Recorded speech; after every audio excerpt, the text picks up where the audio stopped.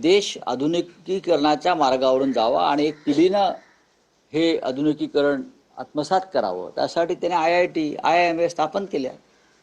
तुम्ही काय केलं? गोशाळा काय? तुम्ही मुलांना पकोडे तळायला सांगताय, तुम्ही मुलांना चहा विकायला लावताय, तुम्ही मुलांना गोशाळा स्थापन करून सरकारी अनुदानावर शेण गोळा करायला सांगताय, तुम्ही गोमूत्र गोळा करायला सांगताय. हे कसं काय? याच्यामध्ये आता निलकणी काय करणार आहे? काय करतील? काय करू शकतात? तोपर्यंत मोदी सत्तेवर राहतील का? मोदी सत्तेवर राहत नाही आहेत तोपर्यंत. त्याच्यामुळे त्यांनी एकतर राजीनामा दिला पाहिजे. आणि जसं मनमोहन सिंग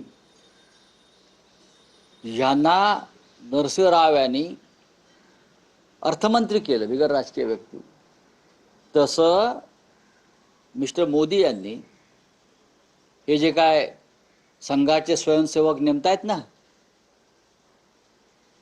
शिक्षण मंत्री म्हणून, त्यांच्याऐवजी मग निलकणींना करा ना शिक्षण मंत्री. असे अनेक लोक आहेत, अनेक लोक आहेत. गेला बाजार तुम्ही देवेंद्र फडणवीस यांचा विचार करताच आहात. योग्य व्यक्ती आहे देवेंद्र फडणवीस, आणि त्यांनाच केलं जाईल. मी ठामपणे सांगतोय, ते किती नाही म्हणाले तरी ते शिक्षण मंत्री आहेत पुढे. नाही, फडणवीस म्हणतात की मी मुंबईतच आहे आणि महाराष्ट्रातच आहे, असं आहे की ते त्यांच्या हातात नाही ना कुठे राहणं. डेप्युटी CM पद स्वीकारणं हे त्यांच्या हातात नव्हतं ना. जेव्हा कमिशनरचा हवालदार केला ना कमिशनरचा, तेव्हा मोदी आणि शहांनीच त्यांना आदेश दिले हवालदार व्हा म्हणून किंवा जमादार व्हा म्हणून. त्याच्यामुळे त्यांच्या हातातच नाही आहे ते. भारतीय जनता पक्षात स्वाभिमान किंवा मेरिट आहे कुठे? पण या देशाचा शिक्षण मंत्री जर मेरिटवर करायचा असेल तर मोदींच्या मनामध्ये या क्षणी देवेंद्र फडणवीस यांचंच नाव चालू आहे. आम्ही मनकवडे आहोत असं समजा. तुम्ही माफी मागा म्हणताय, मात्र धन्यवाद मोदीजी असा कार्यक्रम असला भाजपने या सगळ्या कशा करता धन्यवाद कशा करता? काय म्हणून? नाही काय असं केलं की कुठला ऐतिहासिक निर्णय आहे?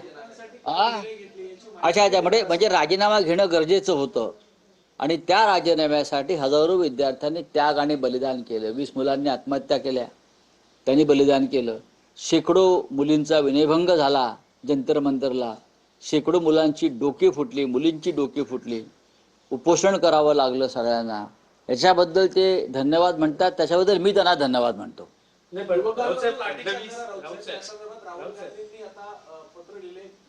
पाहिलं मी. याची जबाबदारी फक्त नरेंद्र मोदी आणि अमित शहावरच आहे. राज्यकर्ते कोण आहेत? दिल्लीचे पोलीस आयुक्तांना आदेश कोण देतं? दिल्ली हा केंद्रशासित प्रदेश आहे, युनियन टेरिटरी आहे. तिथे फक्त केंद्र सरकारच्या गृह खात्याचाच हुकूम चालतो, बाकी कोणाचा नाही. पण फडणवीस असं म्हणतायत की उद्धव ठाकरेंना डायलॉग बाजी चांगली जमते, उत्तम आहे. पण त्यांच्या मोदींना काय जमतं? काही परिणाम मग मोदींना काय? मोदींच्या डायलॉग बाजीचा किती परिणाम झाला? मोदी हे मोठे स्क्रिप्ट रायटर, म्हणजे मोदीला स्वतःचं स्क्रिप्ट पण तयार करता येत नाही. त्यांचं स्क्रिप्ट टेलिप्रॉम्प्टरवर येतं, त्यांना मोबाईल पण पकडता येत नाही. त्या मुलांनी दाखवलं जंतर मंतरवरती सगळं. त्यांची काय धोतर सोडलेलं आहे किंवा नाडा सोडलेला आहे, ते मुलांनी सगळं दाखवलं. लहान मुलांनी आम्हाला डायलॉगबाजी जमते. पुढे बोला, आम्ही सुशिक्षित लोक आहोत, आम्ही एक वृत्तपत्र चालवतो, आम्ही एक साप्ताहिक चालवतो, व्यंगचित्र. तुम्ही काय करताय? कधी हातात? विद्यार्थ्यांनी त्यांना एक जल्लोष किंवा आनंद साजरा करण्याची संधी दिली असंही ते म्हणतात. हो, पण आम्ही सुद्धा मुलांना न्याय दिला ना. जल्लोष मुलंही करतात, आम्ही करतोय. तुम्ही मुलांची डोकी फोडलीत, तुम्ही मुलींचे कपडे फाडलेत. संस्कारातला फरक आहे त्यांच्यातल्या आणि आमच्यात. तुम्ही मुलींचे कपडे फाडलेत भर रस्त्यावर, वस्त्रहरण, द्रौपदीचं, बहिणींचं, लाडक्या बहिणींचं. तुम्ही मुलांची डोकी फोडलीत, तुम्ही मुलांचं अन्नपाणी बंद केलं, बरोबर.